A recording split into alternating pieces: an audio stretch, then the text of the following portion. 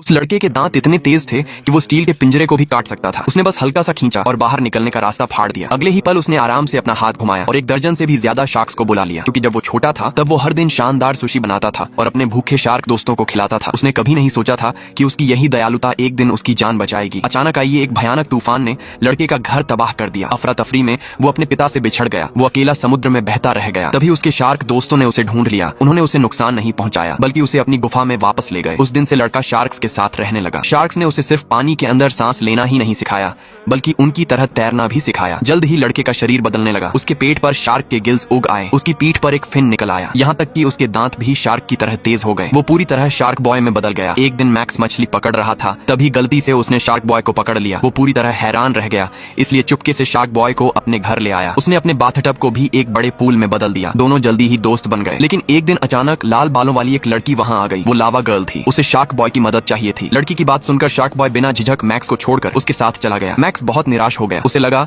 ये सब सिर्फ एक सपना था। लेकिन जल्द ही उसे अजीब पैरों के निशान दिखाई दिए। वो डाइनिंग रूम में गया और वहाँ गर्म दूध का कप और शार्क के काटने के निशान वाले कुकीज देखे। तब मैक्स को एहसास हुआ कि शार्क बॉय और लावा गर्ल कोई सपना नहीं थे। अगले दिन उसने अपने क्लासमेट्स को ये कहानी सुनाई, लेकिन किसी ने उसकी बात पर विश्वास नहीं किया। सब उसका मजाक उड़ाने लगे। यहाँ तक कि उस पर कागज की गेंदें भी फेंकी गई। यहाँ तक कि टीचर ने भी उसे मजाक बंद करने को कहा। स्कूल खत्म होने के बाद बदमाश लड़कों ने उसकी नोटबुक छीन ली और उस पर लिखाई कर दी। मैक्स बहुत गुस्सा हो गया। उसने नोटबुक उठाकर बदमाश पर फेंक दी। टीचर इससे बहुत गुस्सा हो गई। तभी अचानक शार्क बॉय और लावा गर्ल क्लासरूम में आ पहुंचे। टीचर ने हैरानी से बाहर झांका। तभी लावा गर्ल की गर्दन अचानक 360 डिग्री घूम गई। उसने डेस्क उठाई और उसके नीचे कांपते हुए मैक्स को ढूंढ निकाला। उन्होंने मैक्स को एक एलियन ग्रह बचाने में मदद करने के लिए बुलाया। लेकिन शुरुआत में मैक्स बहुत डर गया था। तब शार्क बॉय ने अपनी मुट्ठी भींचकर उसका हौसला बढ़ाया। आखिरकार मैक्स उनके साथ जाने के लिए तैयार हो गया। वो सब मिलकर शार्क स्पेसशिप में बैठे और ड्रीम प्लैनेट पहुंच गए।